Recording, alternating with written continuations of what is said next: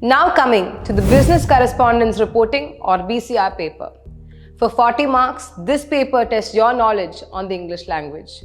From grammar to vocabulary, from writing to comprehensive English, BCR covers it all. For a better understanding, we recommend solving the exercises given in your 12th grade English textbook. Study the patterns of the past examinations and also solve the revision test papers given by ICAI. A pro tip to improve your language: we recommend speaking to your friends and family only in English and also read a fictional or a non-fictional book on a daily basis as part of your practice. For improving your vocabulary, we recommend going through the dictionary on a daily basis and finding one new word and its meaning and discussing it with your friends. So these were tips to attempt paper number 2 of the CA Foundation examination.